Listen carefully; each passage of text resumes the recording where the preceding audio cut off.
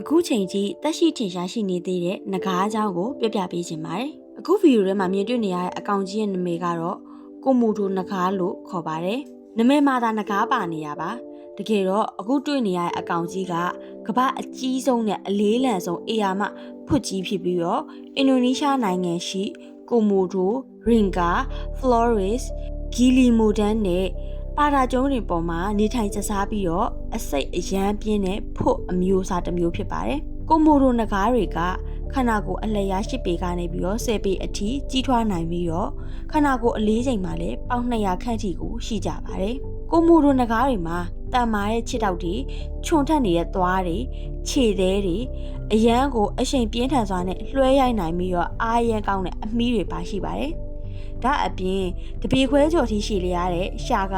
နှစ်ခွပါရှိပြီးတော့အိတ်ရှာကနေပဲအနံ့ရောအရသာကိုပါခံနိုင်ကြပါတယ်။ကိုမိုတိုနဂါးရဲ့တန်မာတဲ့ခြေထောက်တွေဟာဆိုရင်မတ်ဆောင်နေတဲ့တောင်ကုန်းဂမူလေးတွေပေါ်ကိုတွေ့တက်နိုင်ပြီးတော့3ပေကျတဲ့မြေတွင်းကိုလည်းတနာရီမပြည့်ခင်မှာပဲခြေဖြစ်ရက်ပြီးတော့တူးနိုင်စွမ်းရှိပါတယ်တဲ့။ကိုမိုတိုနဂါးတွေကအခြားဖွတ်တွေလိုပဲရေကူးတဲ့နေရာမှာလည်းအရန်ကိုကျွမ်းကျင်ပါတယ်။ကိုမိုတိုနဂါးတွေရဲ့သွားတွေကလွှတ်သွားပုံတန်းခြုံထက်နေပြီးတော့အသားစားငမန်းကြီးတွေရဲ့သွားတွေနဲ့ပုံစံတူပါတယ်။သူတို့မှာခြုံထက်နေတဲ့သွား62ချောင်းလောက်ပါရှိပြီးတော့အဲ့သွားတွေကကျိုးသွားလို့ရှိရင်လည်းအစားပြန်ပြီးတော့ပေါက်လေးရှိပါတယ်။ကိုမိုတိုနဂါးရဲ့တရေထဲမှာဆိုလို့ရှိရင်ဗတီးရီယာပိုအမျိုးအစား52မျိုးခန့်တော့ပါရှိတာကြောင့်မို့လို့အရန်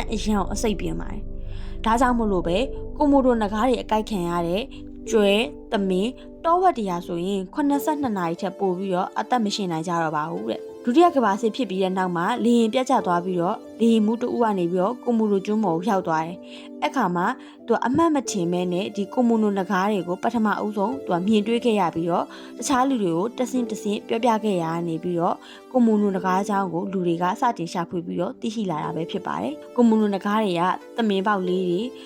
တောဝက်တွေပြီးကြလို့ရှိရင်ကျွဲတွေအဲ့လိုအကောင်မျိုးတွေကိုသူအမဲလိုက်ပြီးတော့ဖမ်းဆီးစားတောက်တတ်ပါတယ်။စားတောက်တဲ့အခါမှာလည်းအရန်ကိုသူတို့ကစားလောင်မွတ်သိမ့်နေသလိုမျိုးအငမ်းမရအစာကိုစားတတ်ကြပါတယ်။ပြီးရင်တော့တစ်ခါစားပြီးရင်တော့သူကတစ်လားလောက်ထိကိုနောက်ထပ်အစာထပ်မစားတော့ဘဲနဲ့နေနိုင်ကြပါတယ်။ကိုမိုတိုနဂါးရဲ့ခန္ဓာကိုယ်ကမိချောင်းလိုမျိုးအရန်ကြီးမားတဲ့အကြောင်းမလို့သူတို့ကိုကုန်းမိချောင်းဆိုပြီးတော့လူတချို့ကတင်စားခေါ်ဝေါ်လေးရှိကြပါတယ်။ကိုမိုတိုနဂါးအမတွေကစက်တင်ဘာလထဲမှာဥလေးရှိပါတယ်။သူတို့ကဥတဲ့အခါမှာအခြားသတ္တဝါတွေစွန့်ပစ်ထားတဲ့အတိုက်တွေထဲမှာဥတတ်ပါတယ်။တစ်ခါဥရင်ဥ30လောက်ထိကိုသူတို့ဥတတ်ပါတယ်။အဲ့တော့ဥတွေက9လကနေပြီးတော့10လအထိကိုဝစ်ပေးရပြီးတော့ insect ပိုးကောင်တွေအရန်ကိုပေါ်တဲ့ April လမှာဆိုလို့ရှိရင်တော့ကိုမိုတိုနဂါးသားပေါက်လေးတွေကဥကနေပြီးအကောင်ပေါက်လာပါတယ်။ကိုမိုတိုနဂါးအကောင်ကြီးက3000ကနေပြီးတော့9000ထိသာရှိမယ်လို့ခန့်မှန်းထားပါတယ်။သူတို့ကလည်းဇက်တူသားကိုစားတတ်တာဖြစ်တဲ့အတွက်ကြောင့်မလို့အချင်းချင်းကိုက်ဖြတ်စားတော့ကြတာက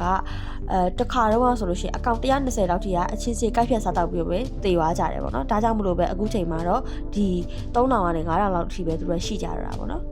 လူတွေရဲ့တစ်ခုတ်ချင်းတွေလေယာစိုက်ပျိုးခြင်းတွေအဲ့လိုလုပ်ငန်းတွေကတဖြည်းဖြည်းတိုးချဲ့လာတဲ့အခါမှာတော့တဘာဝတော်တဲ့မှာကွန်မိုတိုနဂါးတွေကနေထိုင်ကျက်စားနေရနေပြီးတဖြည်းဖြည်းနဲ့